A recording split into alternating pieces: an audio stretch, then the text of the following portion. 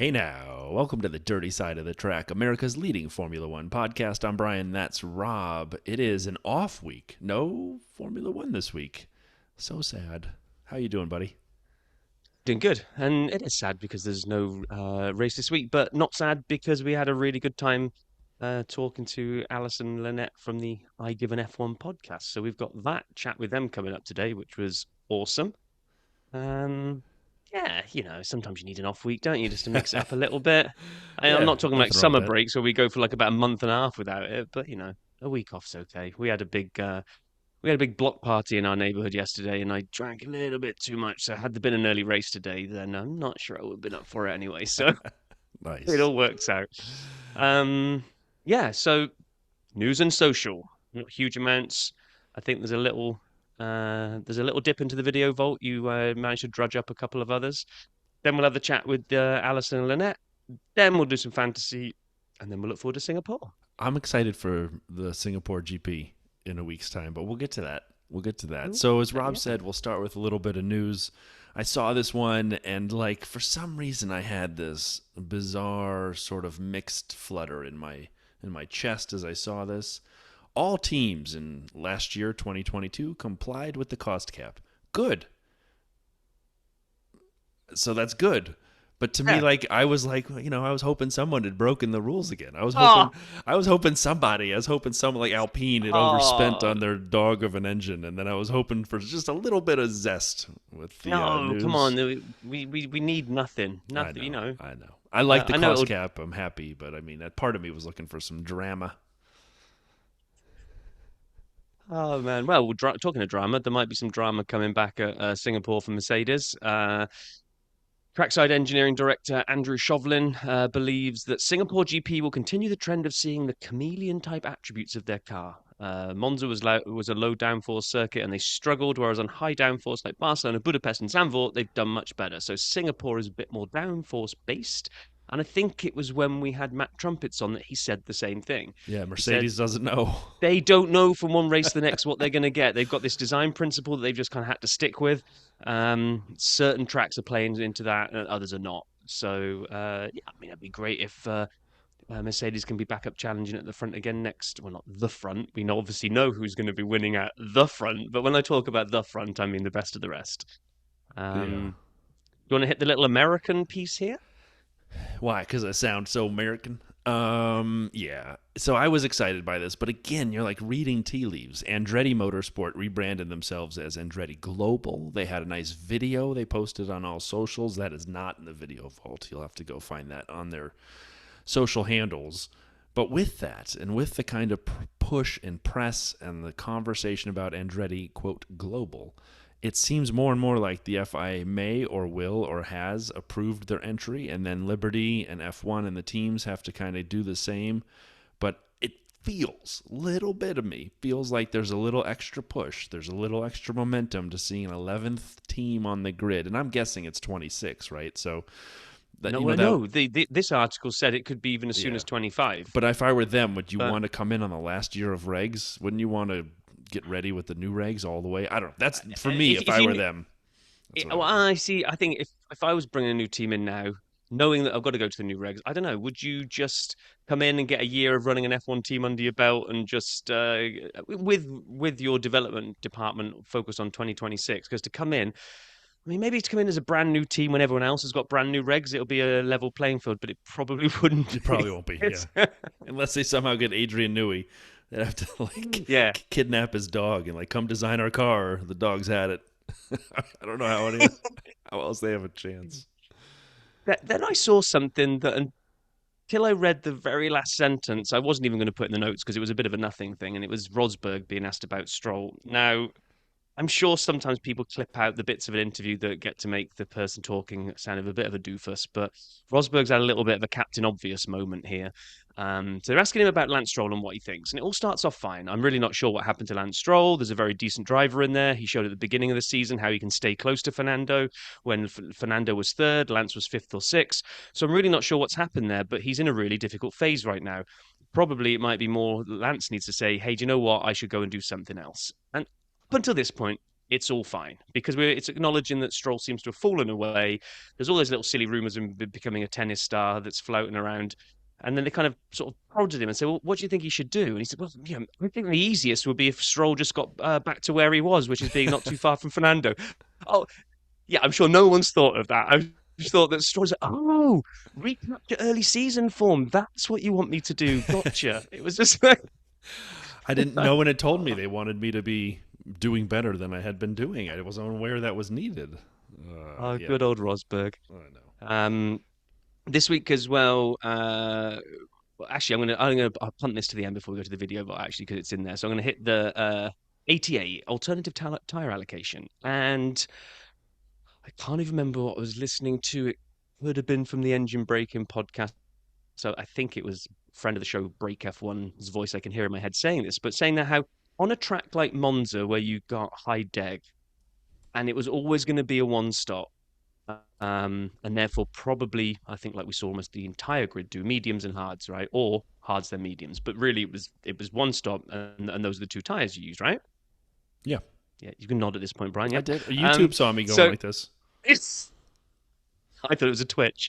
But then they're saying that on these alternate tire allocations, kind of one of the ideas is if you get knocked out in Q1, okay, you've been knocked out and you're towards the back, but you've got extra softs in your collection because you didn't have to use them. Because you had to use hards in Q1, you're not going to have burnt through those two sets that everyone else is going to burn through in Q3.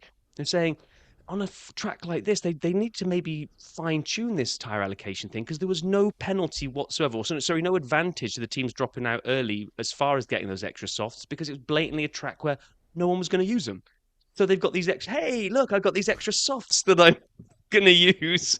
I hadn't thought about that, actually. I was like, yeah, actually, depending on the compound, depending on whether you think it is going to be a one-stopper, if part of the idea is you get that little kick of having some extra softs if you drop out, didn't really work in Monza, did it?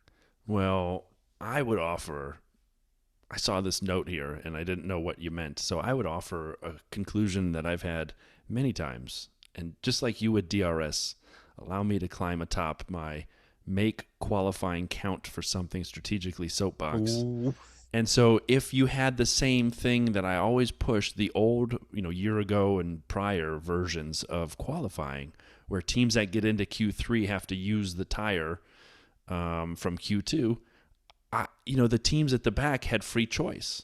And they also had spent less tires, and they were at an advantage to the teams in front of them who were on the tire that they'd gone through on. And so to me, I get it. I'm in agreement. I'm 100% in agreement. You should tighten that up so that it's beneficial to the teams who don't make it. Another way to make it beneficial would be to give them, being the only teams with free tire choice, to start the race. Just saying. I love the old rule. I know you do. You've kind of mentioned it once or twice. I promise. I won't do it again this episode. This episode. Yeah, I was going to say, don't say this season or anything crazy like that. Back. I would like, just in the same way that they can mess with the sprint weekend, maybe they could do it on a sprint weekend is for the sprint shootout or whatever we call quali for a sprint.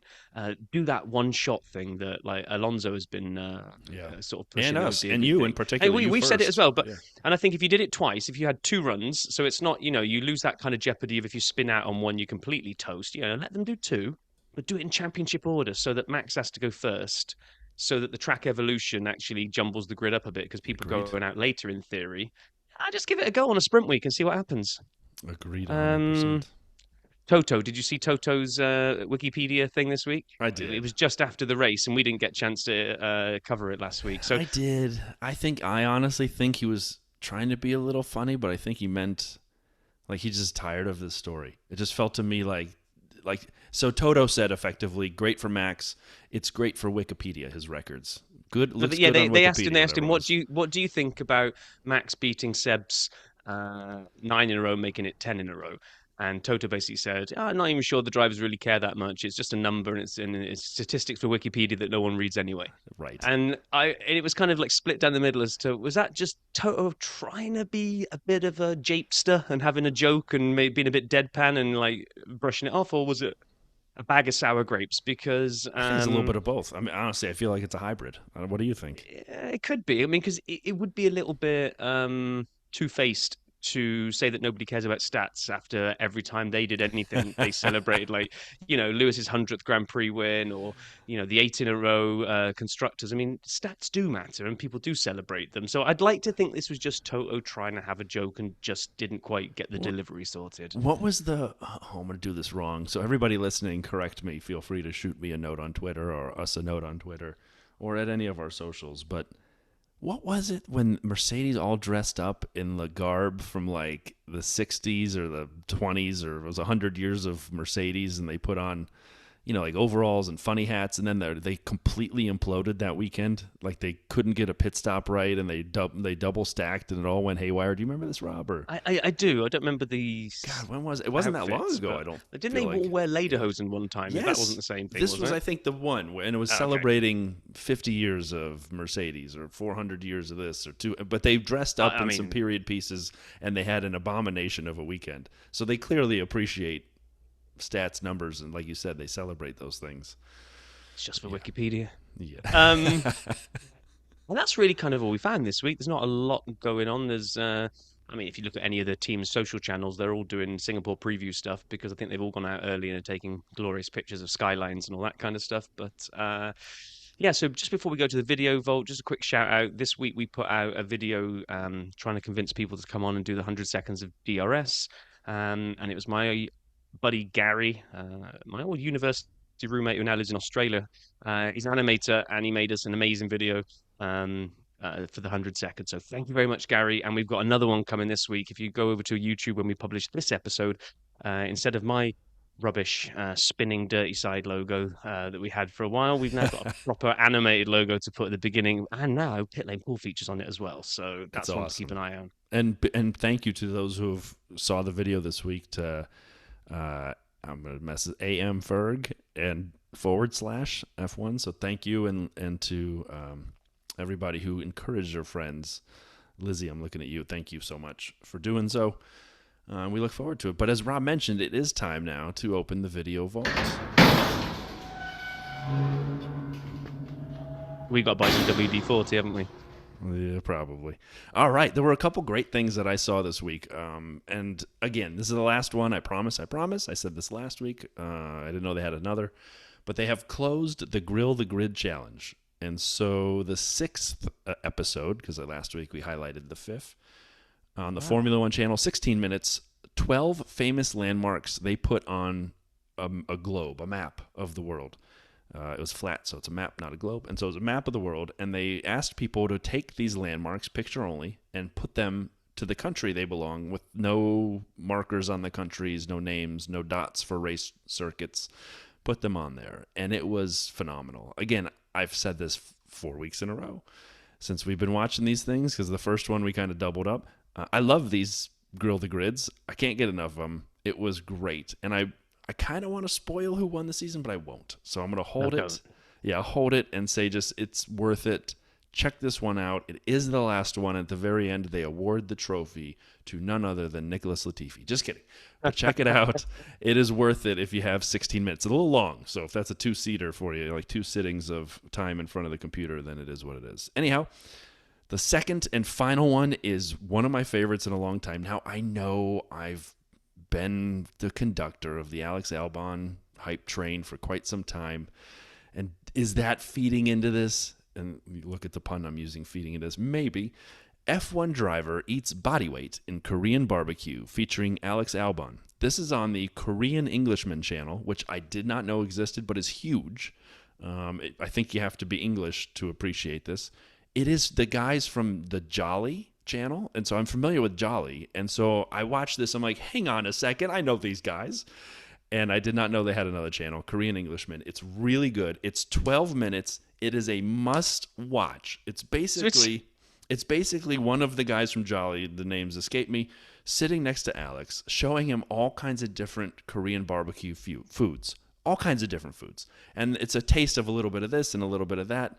And Alex they're just sort of interviewing him as well about him being an F1 driver, racing, his career, how he got there, and then talking about the foods along the way.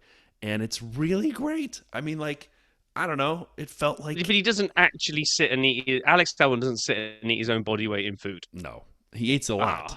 He does eat a lot, and he Okay. actually says, "Good thing it's the off season, and it's going to take me a lot of time to lose this," because I mean, you see the insights into how he diets and manages his weight for races, and he talks about being one of the taller drivers and how he has to manage his weight during the season. But it was filmed during the summer break. It is fantastic, fantastic. So you better go watch it, Rob. Just yeah, I will. And just before you close the video vault, I can't believe you said there's only two there this week. There should be three. There should Yes, be the very own Dirty Side account where you put out your F1 versus NFL comparisons. So that's a definite must watch this week. It's on agreed. our Instagram, Facebook, YouTube, TikTok, you name it. We threw that up everywhere because we're very proud of it. And you wouldn't believe the stress that Brian went through trying to get all of those comparisons read out because I set him the challenge of this needs to be a minute or less so that it'll count as a short. And it must have taken, I don't know, how many times did the director shout, cut, and have to go again? I don't know, but the number of times I texted you profanity on WhatsApp as I tried to get it under a minute was hard. But But you did yeah, it. no, Hats off to you. You did it. You did a great job. thank you. I appreciate that. So yeah, check that one out as well. And now we shall close the video vault and move on to a great conversation we had that Rob teed up. Rob, why don't you introduce the conversation? Yeah, we caught up with Allison and Lynette from the IGAF1 podcast. They're two ladies based down in Austin, Texas, I want to say, unless I've The completely Texas, messed that I up. don't know the Austin area. I don't think they're in Oh, Austin. okay, well, Yeah. the Austin To you, area. it's Okay, I'm to sorry, you, yeah. but to me, I might as well just say they're based in America because that's how good my geography is. I've got up here in New England, and then I've got the rest. Anyway, oh, you see, you've completely messed the intro up there, Brian. Yeah, so we caught up with them, had just kind of a 40-minute, 45-minute chat about how they got into F1, why they started a podcast.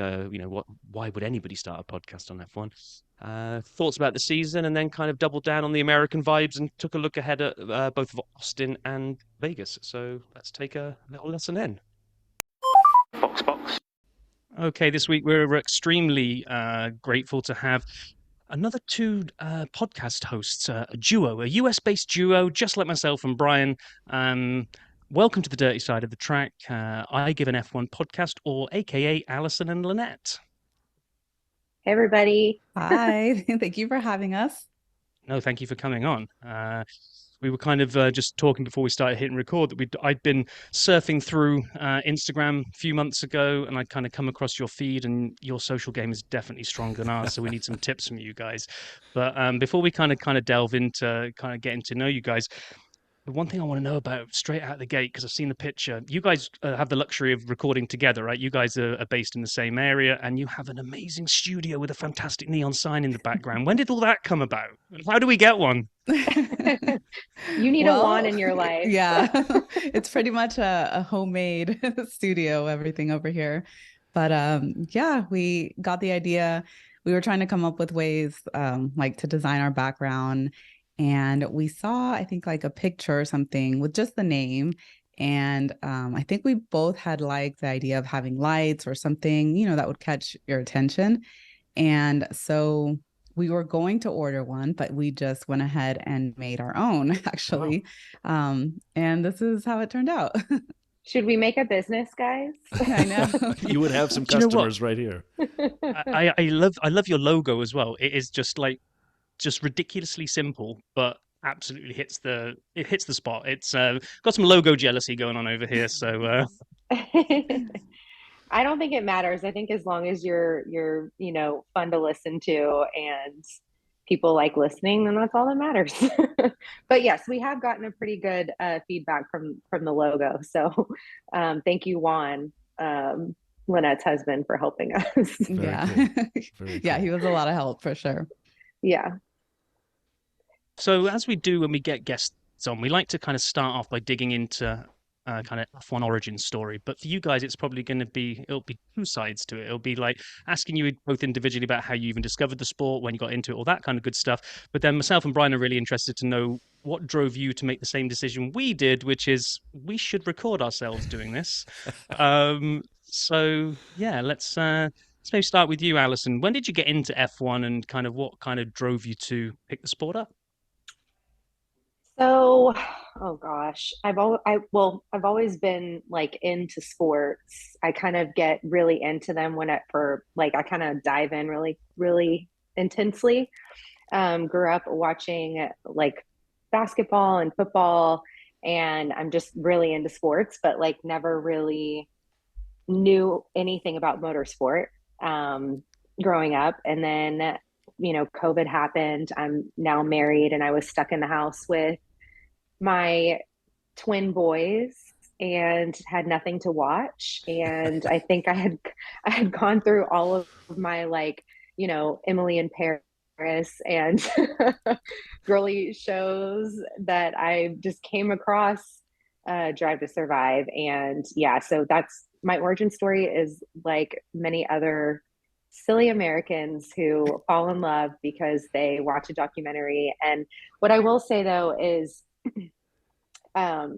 for how many American fans there are, I do feel like it's been really hard for me specifically to make friends that, and even just like try to tell my friends to watch Drive to Survive, to get them into Formula One. I feel like kind of an outlier still. Yeah. Still feel like people are figuring it out slowly, and they're not quite, I mean, yes, of course it's growing. And I think that's a lot due to, the Netflix documentary, but I still struggle to have friends to talk about it with. So that's why I love coming on podcasts. And I think that's why Lynnette and I, just really hit it off, because also we're both influencers on the side. And so we hit it off at a race when we met. And Oh, wow. and then we just started talking about Formula One and influencing, and we were like, we're pretty good at this, so maybe we should try it together. That's tremendous. I will say what you say is totally true. Like we have a pretty diverse set of listeners from around the globe, and you nailed it. In America, it's still a little bit of the secret handshake club, not as bad as it used to be at all. And the cool thing is, with the coverage and the attention, I've gotten some of my more sports passionate friends into F1 fans. And so now I'll be watching the race on a Sunday morning, and I love the fact it's in the morning. So I don't feel like I'm missing the whole day, and it's, 8 a.m. Central Time for me, and I'm watching the race, and a bunch of my buddies who never knew up or down about F1 will send me notes, and they look forward to Drive to Survive, and they have drivers they cheer for. And like for that, I'm incredibly thankful that it's growing, but it's like you say, Allison, it's not quite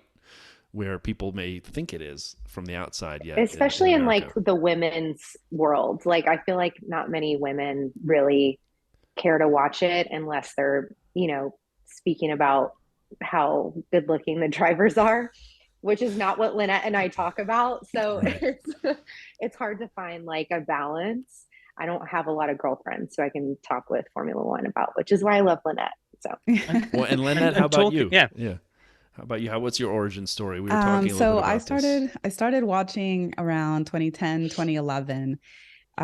With like my husband was a fan, but he didn't really watch much, just because it was hard to kind of be able to watch them on TV here. So we had to go online and download the races and everything else, like the pre-shows and after shows and stuff. And so finally, when they started showing it here, I think it was like around 2012, once the USGP was here in Austin, then we were able to watch, and we pretty much just have been watching every race since. We haven't missed one. And I was also kind of like one of those people that as soon as I started watching, I just immediately was like in love with it and watched every single race and would try and learn about the drivers and all of that stuff. So, and like what Allison was saying, even though it is really big here in the US, I feel like one of the things, you might meet people that, oh yeah, I saw Drive to Survive, or I like Formula One, but I feel like it's still not at the level of like, us, we're enough to where we want to have a podcast and talk about it every weekend and like talk about just so much of the race, versus like, is there a race today? Like they know about Formula One, but they don't really watch every weekend or keep up with it, like as much as we do. So I think, like you said, there's still a little bit more to go with that.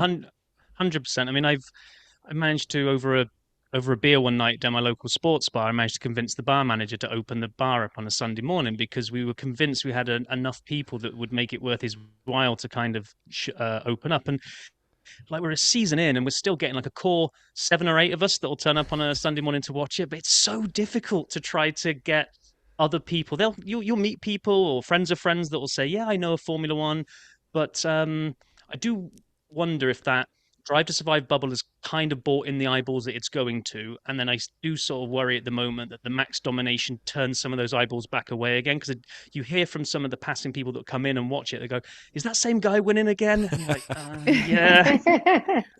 It's not his fault, and they shouldn't change the sport to make him not win. On the same token, I would like to see a little bit more diversity on the top step of the podium. And there's so much more to it than just, that guy winning, Max winning. They're like, there's so much more. But when they maybe saw Drive to Survive and were thinking there was so much action, all these things going on, that they wanted that every single race, or that drama between the drivers. Like after they get out of the car, they wanted to see things happening, and then they realized, like, wait a minute, so they're just driving and and that's it. And but I think you need to kind of keep watching, and then you do get all of that.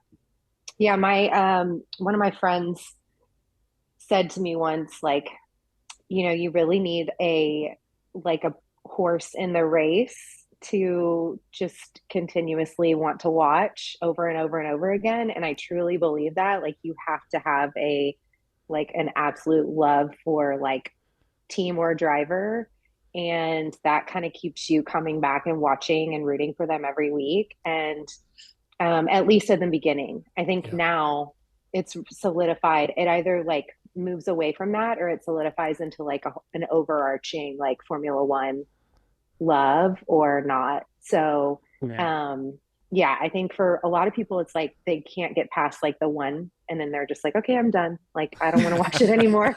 Right. whereas other people, they're like, okay, I love it all. Like, I want to know everything. Like, Lynnette and I always try to cover things that happen outside of, just Max winning every week, because there is so much to enjoy about it. Totally. Other than just that. So, I mean, if we only covered Max winning every week, we could record one podcast and then just play it over and over again and be done basically for the season. And I am that guy, by the way. Like, you talk about finding fans and seeing people, and having been a fan in the States around the same amount of time as Lynnette, I saw someone the other day at the grocery store in a McLaren shirt, and I was with my daughter, and I'm walking through, and I'm like, hope Lando has a good weekend. And they looked at me like, someone else knows Formula One? Like, it was so bizarre. I'm like, all right. And my kid goes, Dad, just, you're being a dork. But did it make you wish that you were wearing your Formula One shirt? Because 100%. I had that same experience where I'm like, where's my shirt? The FOMO that I wasn't wearing something. I had a shirt or something to say I'm a fan too. But no, totally agree. And so the question I'd have is, you kind of talked about what brings you back and some of the storylines, and you talked a little bit about drivers and teams, someone who you kind of latch on to. So my first question for both of you is, do you have a driver or a team that you kind of cheer for? And my second one, and feel free to answer these in any order, is just because I'm now the conductor of the Alex Albon bandwagon, and I just sat and watched 4 YouTube videos early this morning when I couldn't sleep about Albon. Am I okay, or do I need to see a doctor with this obsession? I don't think you're the only one right now. Okay, good. No. I'm pretty sure teams are as obsessed with him as you are. Oh man, he's been so great this year in that car. But no, in all seriousness, do you guys have, when you tune in, is there somebody or a team where you kind of have a rooting interest pulls you to the edge of your seat? So I'll take this one. So Lynnette and I try really hard to, actually, we haven't even said who our favorite drivers are on our podcast. So we, yes, of course, talked with you guys about it offline. But we try really hard to keep it close to our chest. Just because we don't want people to not listen to us because they think oh, those are so-and-so girls or whatever girls. But I will tell you a fun story. When I first started watching Drive to Survive, my pony was the one that I was obsessed with, that I rooted for every time, was Lewis Hamilton. I just really found that he was he's very inspiring, and he has a very positive attitude, and he was a winner. So like for me, I was like, I just want to know more about him because, you know, on the documentary, they don't really talk about him much. He's kind of this like mysterious figure up until like he's actually on the show. So you wonder about him, then you learn about him, and he's just like seems like a good person and just like a really good driver. So he's kind of what got me into Formula One. I since have after learning more about Formula One and watching it more, I have developed a furious love for another team that I'm really proud of, but I won't talk about it on the show. That's okay. That's okay. I'm giving we won't clues. Force it. Yeah. You did. Okay. Well, I'll say this. I've always been a fan of the same team since I started. So that's been my team since the beginning, and still will probably, I don't see that changing ever. So and do you guys you can't change teams. But you mentioned earlier on that you kind of met at a race. Was that COTA? Yes. And is that the moment then you just got together, chatted, and went, let's do a podcast? Or did it develop for a while before you? Because was that the race last year? Lynnette must think I'm so crazy because I was just like, let's start a podcast. Yeah, we met at the race last year, and while we were there just chatting about, you know, what races we've been to, who we like, all that stuff, she said, we should start a podcast that day, like the first few hours of meeting each other. And then you know, after that weekend passed, we kind of messaged each other and we're like, hey, did you still want to do it? Did you really want to do that? And I was like, if you do, I'm down. And we started it. By February, we were up and running. So it was always like kind of a dream of mine to start a podcast. I think like being an influencer is fun, but I felt like I grew a love of podcasts during COVID, the same way I grew a love of Drive to Survive during COVID. It was just a way for me to like escape. And it was a way for me to get out of my head and just like listen to some stuff that's kind of like easy, you know, stuff to digest. And so I was listening to some just like silly podcasts, like nothing serious. But I grew a love of podcasts then. And I was like, I feel like I could do this because I could talk to a brick wall. And I was just like, I feel like I could literally do this. And I was like telling my husband, like, maybe you could do this with me. And he was like, no, I'm not doing that with you. And I was like, well, I don't know who wants to talk about Formula One with me, but that's what I want to do. And so like, I went to the race. I was like, if I meet somebody at this race that I feel like I have a connection with, like, I'm going to ask them to be my co-host. And like literally Lynnette and I just like hit it off so well. I couldn't have asked for like a more perfect like yin to my yang. Like Lynnette is so calm, collected, like smooth operator. I'm like a little more like a Yuki. Yuki. That's great. I cuss from time to time on the podcast, and I'm a little more out there. But yeah, we've like balance each other out so well, so that's why it just clicked. You live close enough to each other. Sorry. The funny thing is, I had never actually listened to a podcast before that, and even though she was like, "We should start a podcast," I was like, "Yeah, let's do it." And then I was like, "I better start listening to some podcasts and see what I need to, you know, what I need to do here." I actually learned just this week. I recognize you're the guests, but a quick story about us for 4 seconds. When we started our pod, Rob and I used to work together at the same company. And when I heard his accent on a call one day, I'm like, hey, any chance you like F1? And he's like, of course. I'm like, fantastic. And we started talking about the races. And then I started making up early Monday morning meetings with just the two of us. So we had our calendar blocked for 30 minutes and we just talk about the race. And one day over Thanksgiving a couple years ago, I said to my wife, I'm like, I think there's so many new American fans coming into this. Wouldn't it be great to have like the fan perspective from here in the States? And so I reached out to Rob and I said, do you want to do the pod? So that we've told that story before, like our listeners probably heard that. What I didn't know was this week. I was on the phone. I was driving somewhere, and I called Rob, and he told me that after a couple episodes, he was still having doubts about doing the pod, and he was kind of thinking about it. He's like, well, I'll give it a couple episodes and see. He never said it was a trial basis when we started this, and I'm happy we've made it past the trial phase. Although, Allison, sometimes I feel like I'm talking to a brick wall named Rob Vale, but that's okay. Oh my man, gosh. I have to put up with this every week, but there Lynette we are. has to put up with me every week. So you just basically, I mean, it sounds like you didn't have much less time from deciding you were going to do it to publishing the first episode than we did. You literally because we came up with the idea and we were like, oh, we've got to plan it all out. We've got to do this. We've got to research microphones. And then I was talking to somebody that hosts one for soccer, and he was like, no, just do it. Just record it and see what happens. And then you'll just get better as you keep kind of pumping out the content. And so that's what we kind of did. We abandoned all of these plans.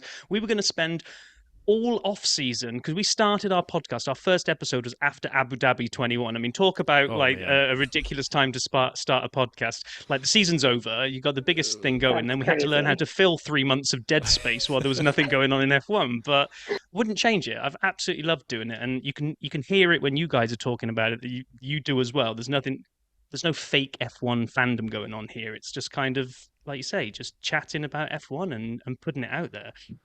Yeah, I mainly was just putting out applications for who wants to be my F1 bestie. It was Lynnette. I just got visions of you walking around Austin with like flyers. Do you want to host a podcast? And you're just giving them out to everybody you met. I promise that's not how it happened. But you guys must live close. Margaritas in, like. So you guys live close to each other, but never knew each other before the race? No, we didn't know each other before the race. That's I fantastic. just think when you, like I was saying before, when you're women in Formula One, like you're really into Formula One, but for specific reasons, like I would just go around and meet new people. Like I feel like my husband and I are pretty friendly people. So like we just went around and we're chatting with people, whatever. And with Lynnette, it was just like super natural. And we had the same favorite team. We had the same favorite drivers. It was just so natural for us to just chat all weekend about it, and she couldn't get rid of me. So yeah. See, Rob and I don't share any drivers. He loved Latifi. It was his favorite. And then Mazepin. And no, I'm just kidding. But speaking of drivers, what do you think of the season so far? Like, let's look at, 2023 so far. What are your thoughts sort of both on and off the track, stuff that's grabbed your attention? Maybe we can do, as we were joking, kind of say, okay, Max is tremendous, and then we can acknowledge that and move on to the next storyline. Unless you want to hit Max's storyline, feel free. But like, what are the things that really so far you found fascinating?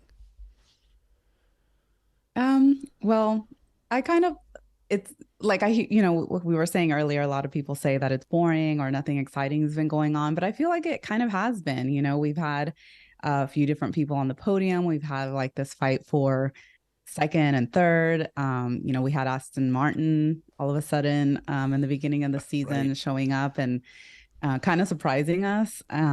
We have Mercedes and Ferrari going back and forth, and then now we see McLaren making a comeback. And so I feel like it hasn't been a season where just everything is the same. Everybody kind of stays in their same positions. Like, we're seeing it kind of switched up every weekend, or at least every couple weekends. And as the season has gone on, I feel like we've seen some more excitement, and like there's been excitement throughout like the entire like field. Yeah, Totally the battle for best of the rest just feels like it's very unpredictable. Like you say, Aston Martin brought it early. We're seeing a McLaren resurgence that I didn't see come in. We're seeing Alex Albon throwing a Williams up at the end of the grid that he's got no business putting it up. And I agree with you. It's Max aside, it's just very unpredictable. Although what is predictable isn't, unfortunately, is Ferrari strategy calls, but we'll forget about that and move on. What about you, Alison? What have you found? What's kind of your highlights of the season so far? I would definitely say probably the driver switch ups with AlphaTauri. Like, it's been really interesting to see how, I don't know, just how like brutal Red Bull teams can be with their drivers. I mean, I think we all knew that, right? Like they are willing to get rid of anybody, including Alex Albon. So they want him back now. I'm sure they'd take him back if they could now. exactly. I'm like, okay, was that really the right choice? Did you not wait? I mean, had you have waited a little longer and been a little more patient with him, could he have been, better than like a Sergio Perez? I don't know. It's just interesting to see kind of the team dynamics and how they handle when they feel like drivers, like what's the cutoff of when they think a driver has had enough experience to like be at their peak and not. And I think like the way they handled the Nick situation was really like crazy. That they let him go mid-season, but then obviously, I think most people are probably fans of Daniel Ricciardo, so they were super excited to see him come back. But then he's only back for 2 races, and then in comes Liam Lawson, and it's like it's just the I guess the ups and downs of these drivers' fortunes are really interesting to me this season. Also, I think like with the Lewis Hamilton contract situation, like that was really interesting to me. Kind of, okay, why are they holding back on this? Like, what's the backstory? I mean, is there a backstory? Has he had this contract signed, but they're just not announcing it? Are they waiting? Are they being strategic? Which probably they were. Lynette and I talked about it on the podcast, but I just think like the team dynamics, everything that's going on off the track has been interesting. But then also this like amazing rookie season. I feel like Oscar has done incredible. Like Totally. I'm so impressed with him. And I think every week more and more I'm like, gosh, how many times did I talk positively about Oscar? I need to stop. Everyone's going to think he's my favorite driver. Well, you may be like Rob, because Rob he's driving the Oscar bandwagon. It's not a bandwagon, it's a hype train. It's all aboard the hype train for Oscar. I'm telling you, he's absolutely... I'm struggling to think of a driver that's kind of captured my attention so quickly, bursting onto the scene. Normally, the rookies come in, they do all right. I had a self-confessed huge man crush on Mick Schumacher. He still needs to come back to the grid. I mourn every day that he's not there. But Oscar Piastri is just... I mean, talking about going out and proving yourself, you kind of look at, we had a discussion on the pod about how can you rank all the rookies? Is Piastri like way outperforming Sargent? And it's a real difficult conversation because they're not in the same like-for-like machinery, so you can only really look at them against their teammates. I mean, Piastri's taking it to Lando.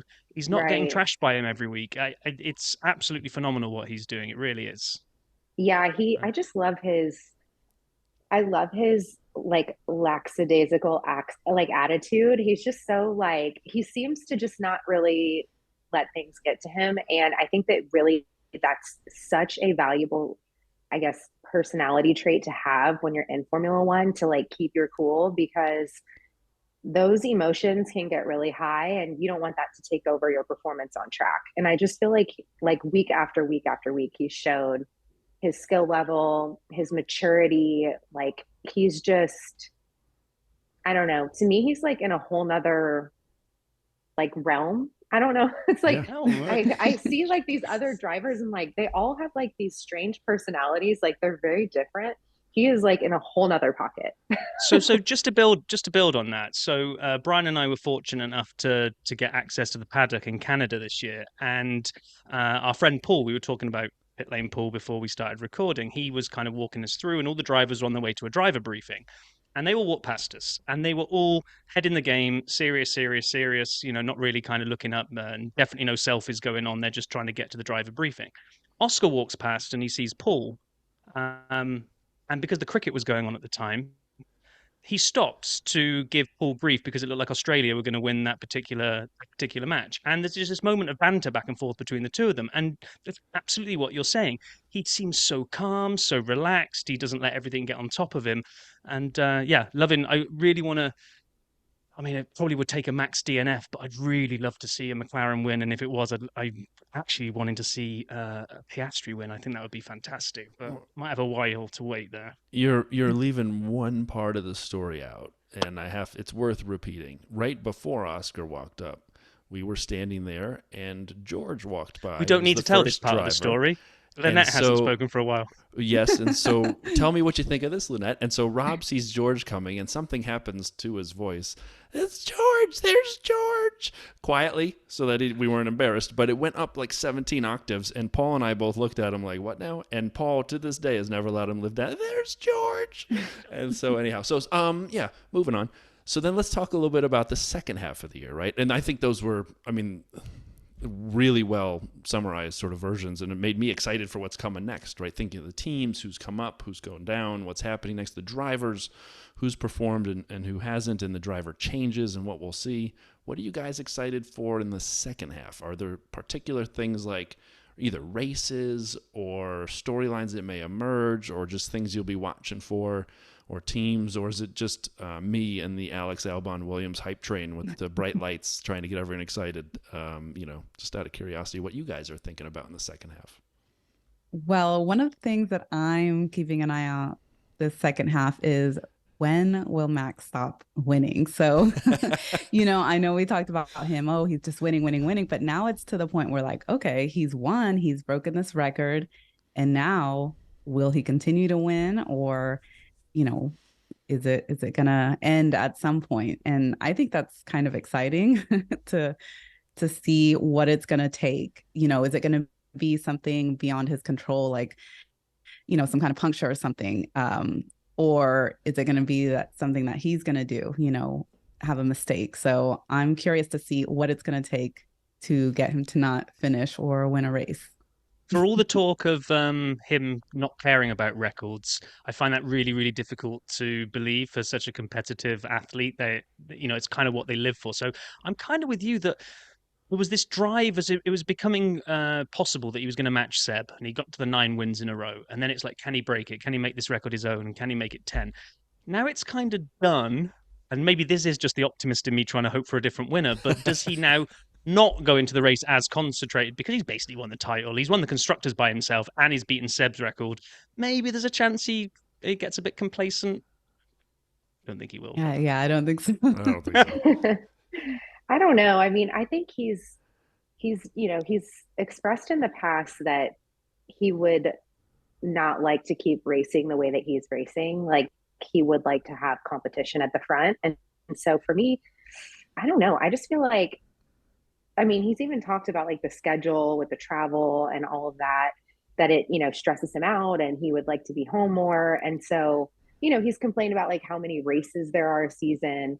And so I think, he's really starting to think about like the ROI personally a little bit different. Obviously, he's broken this amazing record, and he's won 2 world championships. So, I mean, at what point, I don't know. I agree with you. Like, at what point does he sort of just think, oh, this is like kind of boring. I've been there, done that. Maybe I want to go do something else now.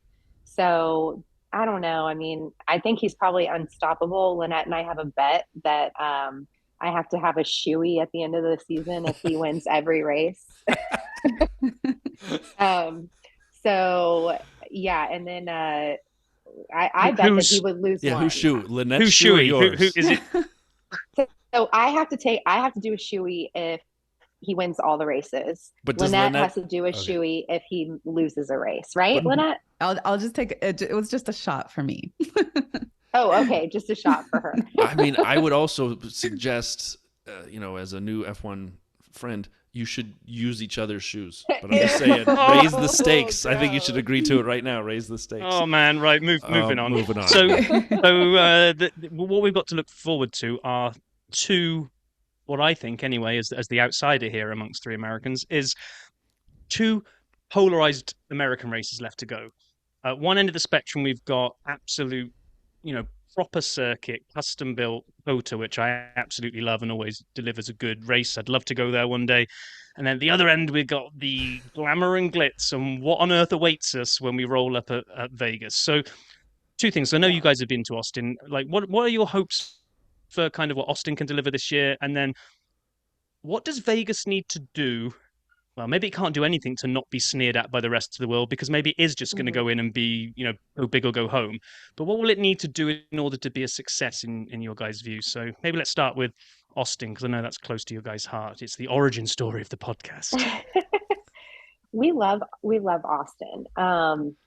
It is America's race. It's always going to be America's race. I am very passionate about keeping that race on the schedule. Hopefully for years to come. The COTA team is incredible. They're constantly trying to think of fun, exciting ways to like incorporate just other types of entertainment other than just the racing. And also, you know, they have the F1 Academy race that's going to be happening this year at the actual race in October. So for me, like Austin is set. I feel like Austin has everything that they need to just continue to be successful and to continue to have the respect that they need from Formula One and from the drivers. I think Vegas is a it's a shiny new toy that I think a lot of people will be really excited to see once or twice. But I think Vegas has to be worried about Miami, because I feel like Miami and Vegas are trying to achieve similar goals. They want to be the glitz and the glamour in America of Formula One. And whereas I think Austin has more history, Miami and Vegas are kind of taking over the more celebrity style side, which is what I think Formula One and like the FIA, they really love. They want to have that like blockbuster vibe to Formula One, because that's where their American clientele, like a lot of Americans are into kind of that celeb vibe. So I think that they need to worry about Miami, because Miami and Vegas are going to be competing for the same thing. I think in order to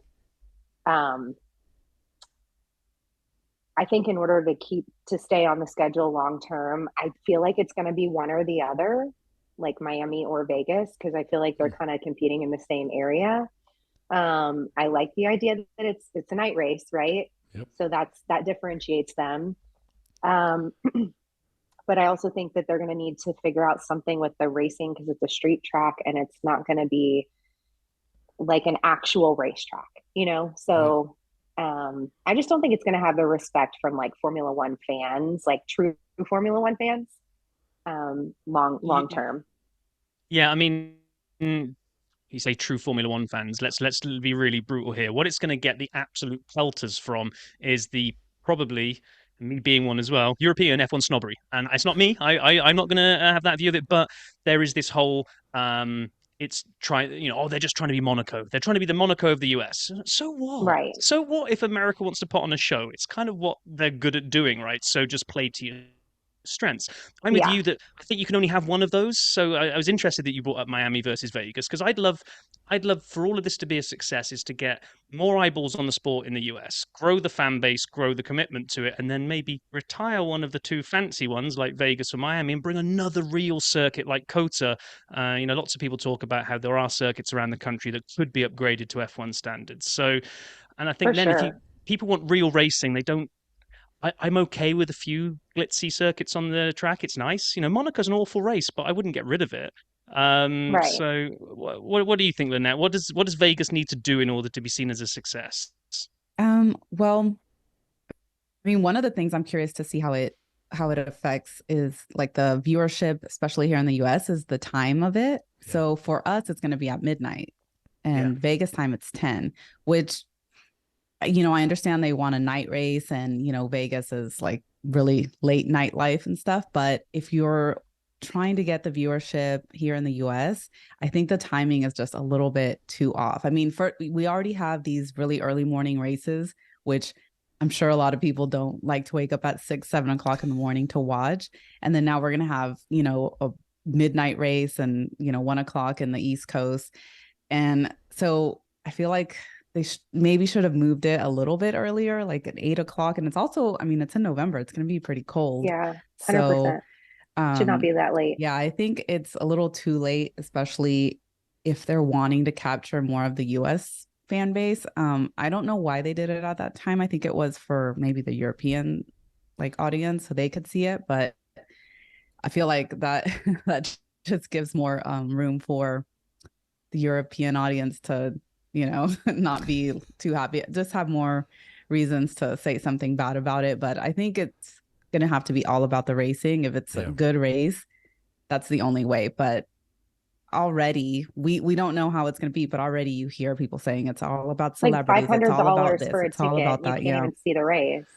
So people are going into it with this negative attitude. And so if we don't get a good race, then I don't see it really being a success. And by then, Max will most likely have already won. So there's really nothing that people are going to be looking forward to as far as the racing. So I think they've already like kind of lost a few points when it comes to the championship, the time, things like that. So I have to be in Vegas next week for work, and so I'm planning on exploring the circuit a bit and the strip. And I've done this before. I've gotten an Uber to drive me around the track as much as you can, and I'm excited to see it. However, I was telling someone asked me recently about how they're going to do this, and we talked about the repaving and what they're doing, and up and down the strip and on the rest of the course. And I said, it's fascinating that you're going to put these grandstands in front of the Bellagio, at least the renderings that we've seen in the discussions, and they're going to take the palm trees out, relocate them because it's Vegas, and then bring them back afterwards. And then that's where they'll put the entrance to the grandstands, and they'll have all these things on top of that lake at the Bellagio and all these other things. And so yesterday I go on Twitter, and they see people cutting down the trees on the strip, not relocating, but cutting them down. Now, yeah. I didn't take the picture. I can't say for sure exactly where it's located, when it was taken, but it was at least purported to be them cutting down some of these trees. And I'm thinking, man, come on now. I mean, like, you're already threatening people with like the restaurateurs and everyone else in the area if they don't pay to have access to the track, some amount of money. The tickets, as Allison said, are super expensive.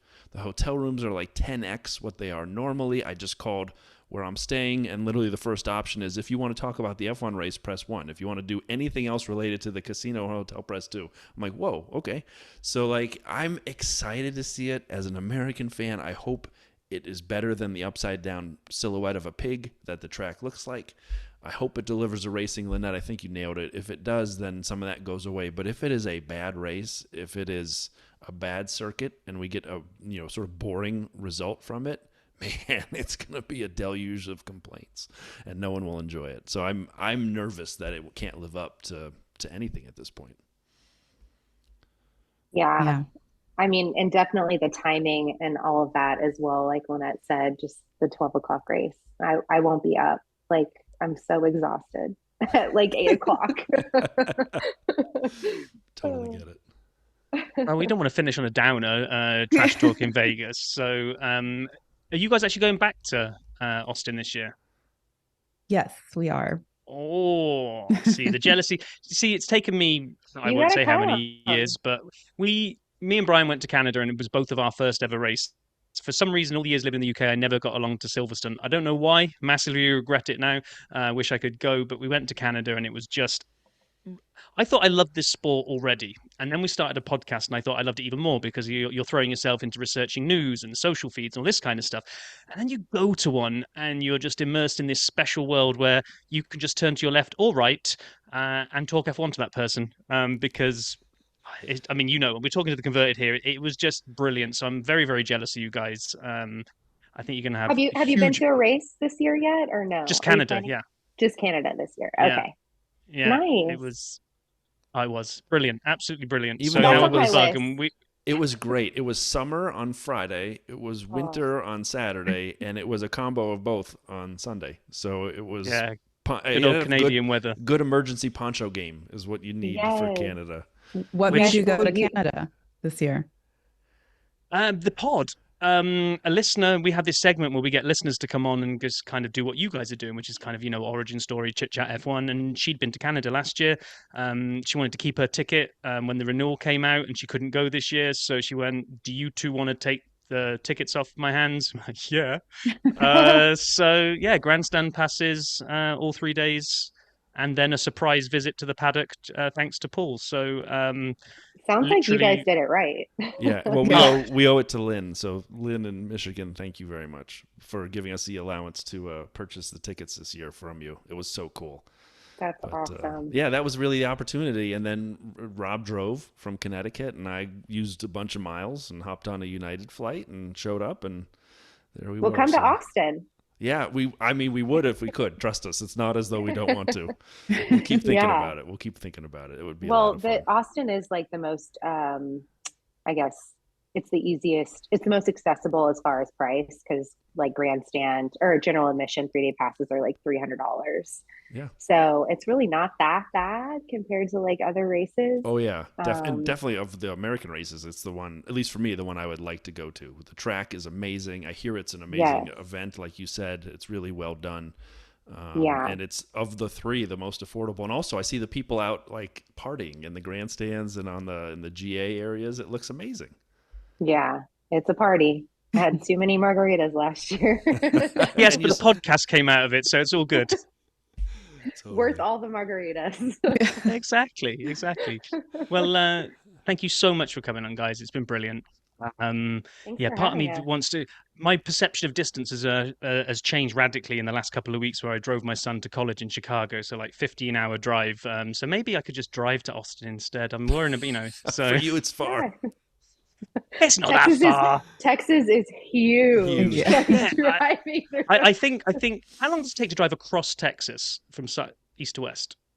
Like 14 hours, maybe. Yeah. No, I was going to say. 14 So hours. I think the distance across the state is the same distance I drove from Connecticut to Illinois, and I crossed like 4 states. And you guys are just in the world's most ridiculous state. It's huge. We're lucky though. But, At least we're only about 2 hours from Austin, so, or at least Yeah. I am. Yeah.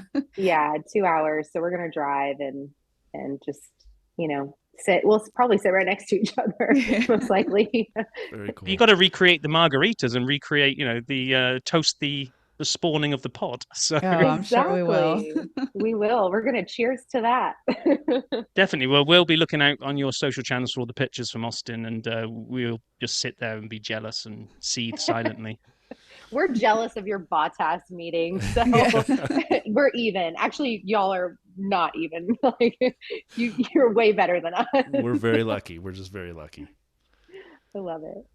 Well, guys, thank you so much for joining us. We really appreciate your time, and it was great insights, and we'd love to hear from you. As the season progresses, we get to the end of the year, see what you thought as the year closed. So we will be, We'd love as Rob to. said, following along as you go to COTA. Thank you guys so much for having us. Thank you. Yes, thank you. Box.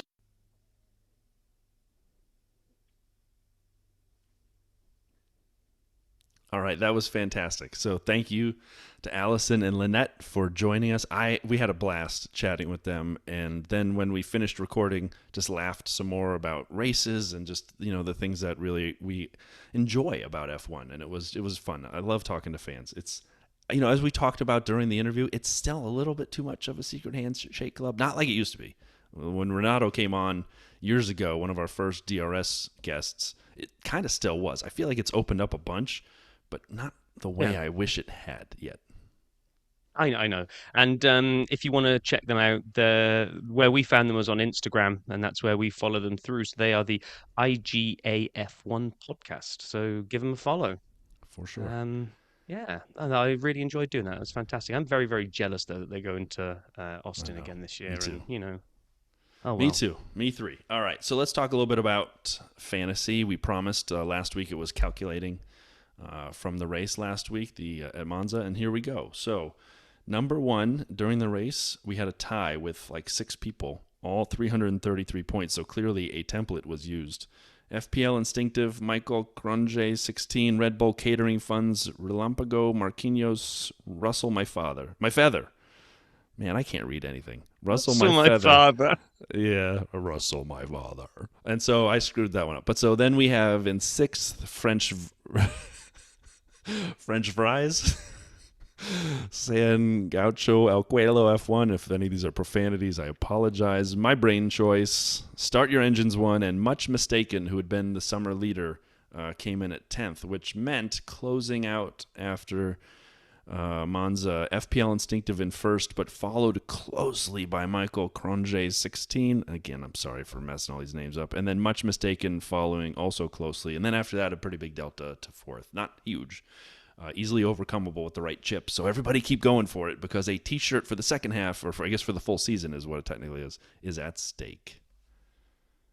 Yeah, and we must have either had identical teams or it just fluke because we both got 242 points this week. So Yeah, we both tied for 23rd, which is yay, woo! the number of none other than Alex J. Albon. I don't know if it's Wow. J. I mean, stars aligning and everything there. I mean, I'm going to have to dye my hair kind of blonde, just frost the tips, if you will, and go out there in the world and see what people think about me like that. I think you should. I think it'd be a really good look that you'd pull off really well.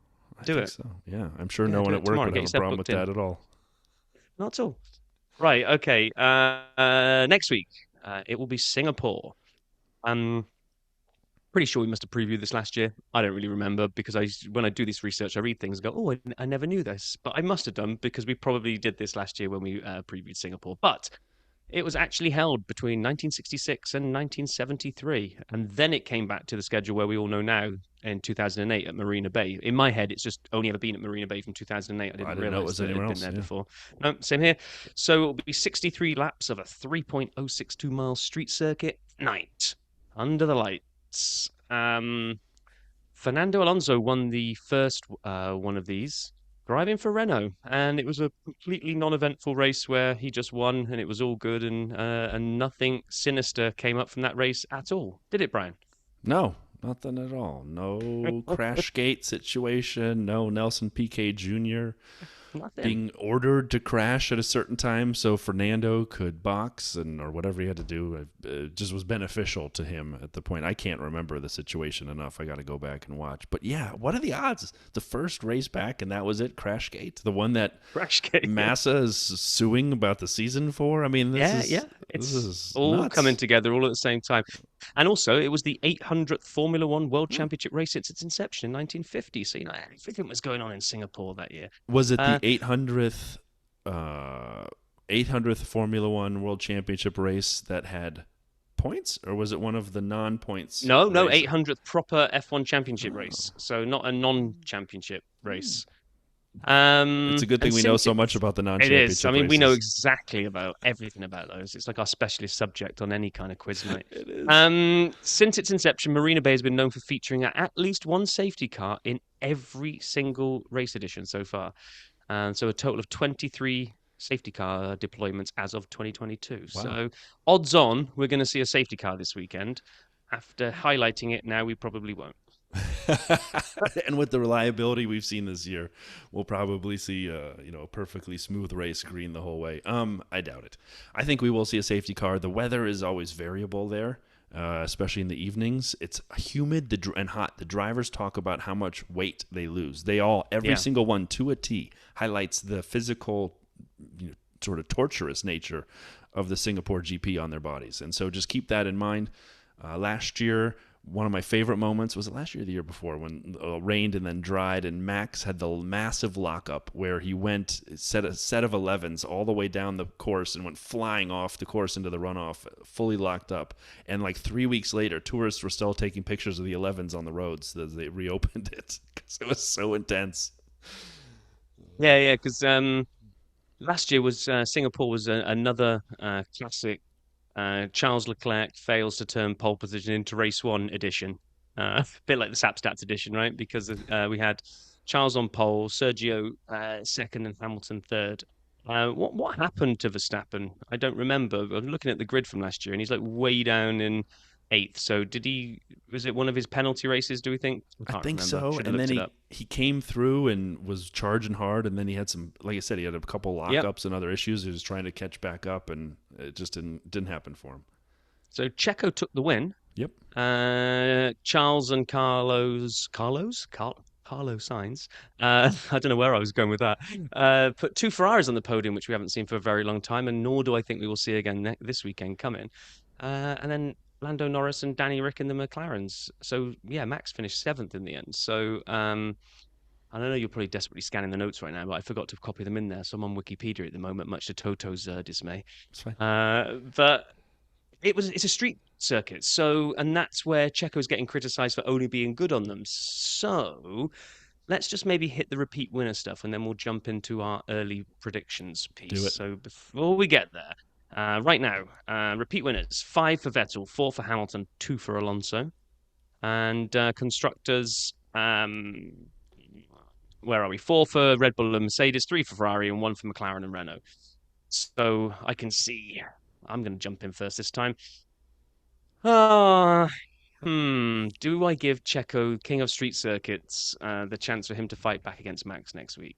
The answer is no. No, I don't. I I see. I'm gonna go Max. I've tried once already to derail the Max train by You predicting his can't. DNF, and it didn't happen. So I'm just gonna stick to form here and say Max in first. I'm going to throw. I'm gonna say that Mercedes are right, and the chameleonic properties rear their chameleonic heads again. And I'm gonna throw a Lewis into second, and I'm gonna put Checo in third. It's a street Okay. circuit, so I'm not completely writing him off, but I think he's. So that's it. What you got? I'm going Max. But then I'm going to go a little crazy. I'm going to go double McLaren podium. Lando and Oscar. Oscar with his first ever podium is my prediction to follow up behind Lando. So Max, Lando, Oscar. Okay, so like all Ferraris, Checo, all out of the equation, right? I think the McLarens are good with a little more downforce. I think Okay. they're good when the weather is a little bit variable, and it's Singapore, so I'm going to bank on a little bit of variability in the weather. And yeah, I think they're going to have some good qualities and be hard to pass on the track. Yeah, fair enough. Fair We'll enough. find out. I'm Well, probably I was way gonna say, off, and they'll be out of the points. I'm just going to looking ahead now. Just open up the schedule because is this a stupidly early one or is this an No, all right early one? it's Central Time, 7 a.m. You don't have to look. I know the Okay. answers to these. 7 a.m. Central, followed by Japan the week after, but that is midnight Yes, that's 1 a.m. for for me, Central that Time. one. Yeah, Yeah, that's the hard one. yeah. Well, we got Vegas as well this year as well, which is not going True. to be anything different either. So, okay, well, we've got those locked in. We shall see how those predictions come along next week. Anything else you want to round out with, Brian? Nope. Close us out, man. Well, I kind of was throwing it over to you to close out, and now you just like take. I know Everyone, it's the U.S. Open tonight, and we're going to get a lot of tennis back and forward, but we don't need to throw the outro back and forward. So everyone have have a wonderful week, everybody. Yeah, and you we'll too. see- That sounds good. Do that as well. No. We'll talk to you in a week's time after the Singapore GP. Thanks for listening. Have a great week, everyone.